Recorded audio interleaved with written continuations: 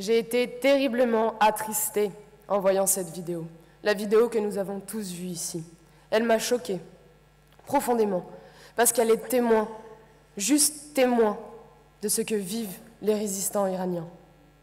Alors je vous remercie de l'opportunité que vous me donnez pour me faire l'intermédiaire du syndicat général des lycéens pour donner un message très important, celui de la situation des droits de l'homme en Iran et au camp Liberty.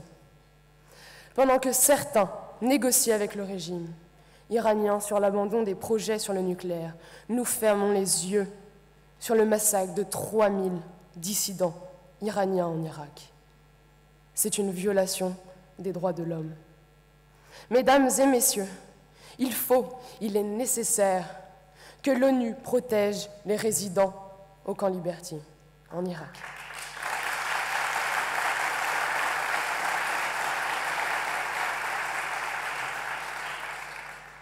Nous le savons tous, tous les résidents sont considérés comme des personnes protégées d'après la 4e Convention de Genève. Septembre dernier, les forces irakiennes ont massacré 52 personnes et ont pris 7 otages. Ceci n'est pas possible.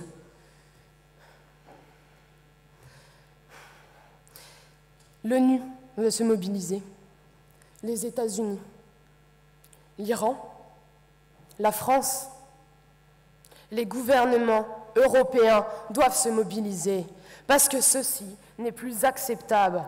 Il ne peut pas accepter des tragédies humaines de cette ampleur. On ne peut pas bafouer la liberté des gens, on ne peut pas bafouer une démocratie parce que c'est le peuple et on bafoue le peuple si on bafoue la démocratie.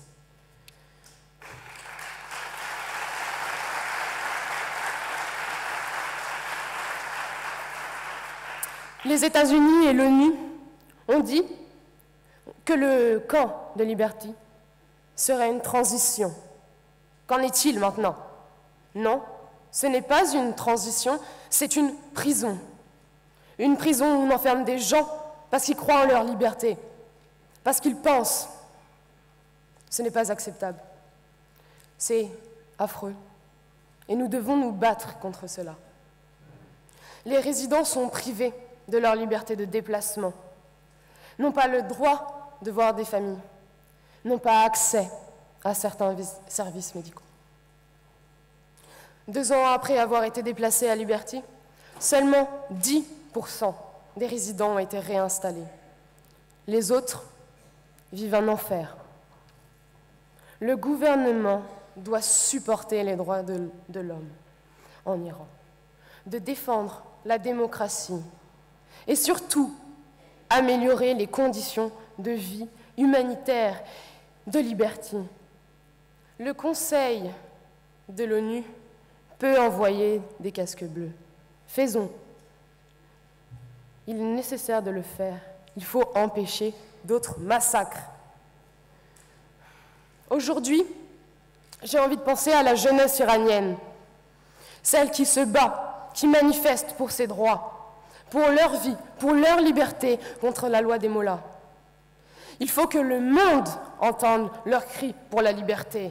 Il faut que le monde se rende compte que non, non, on ne peut pas empêcher la liberté. Non, on ne peut pas empêcher aux Iraniens de pouvoir vivre librement. C'est impossible et vous vous battrez pour ça. Et nous vous soutiendrons, nous, en France, des moyens que nous pourrons.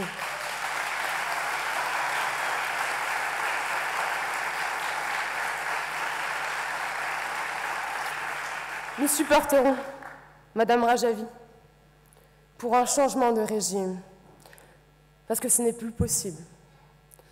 La démocratie est là-bas.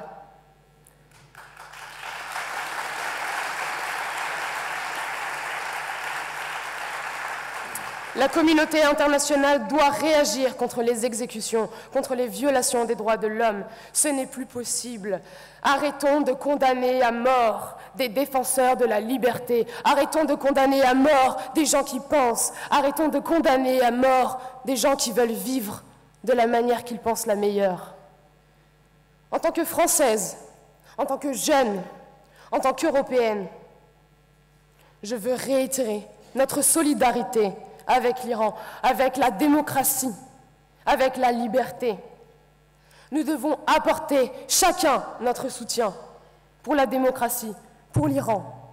C'est à vous, c'est à nous, c'est tous ensemble qu'on doit se battre pour la démocratie. Faites en sorte que la démocratie vienne.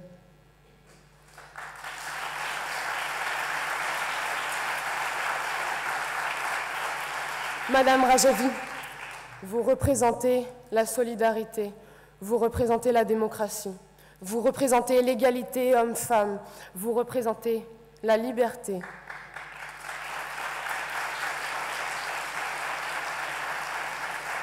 Vive la paix, vive la démocratie, vive l'Iran. Merci.